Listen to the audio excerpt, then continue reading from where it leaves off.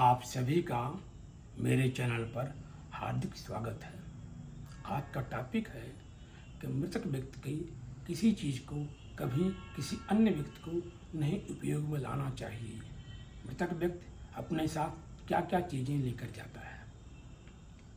मृतक व्यक्ति के वस्त्र को, उसके गहनों को, उसके माला को कभी उपयोग में नहीं लाना चाहिए, क्योंकि यह उससे उसका मोह जुड़ा रहता है, उससे उसका ऊर्जा जुड़ी रहती है।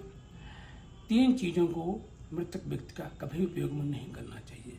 पहली चीज़ क्या है? उसके वस्त्र को कभी उपयोग में नहीं लाना चाहिए, उसे दान कर देना चाहिए या पवित्र नदी में उसको प्रवाहित कर देना चाहिए या उसको संभाल के घर में रख सकता है। उसकी दूसरी वस्तु है कि गहनों का उपयोग नहीं करना चाहिए, उसको गला करके दूसरा कुछ आभूषण बनाना चाहिए या उसे मंदिर में दान कर देना चाहिए। उसकी तीसरी वस्तु है माला उसके पुण्य कर्मों की कुंजी होती है। कभी भी उस व्यक्ति को माला नहीं पहनना चाहिए जो उसके मृतक व्यक्ति की माला थी, क्योंकि वो उसके पुण्य कर्मों की कुंजी है।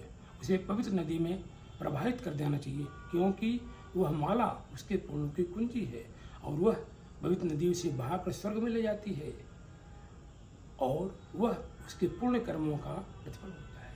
इसलिए कभी भी माला का उपयोग नहीं करना चाहिए।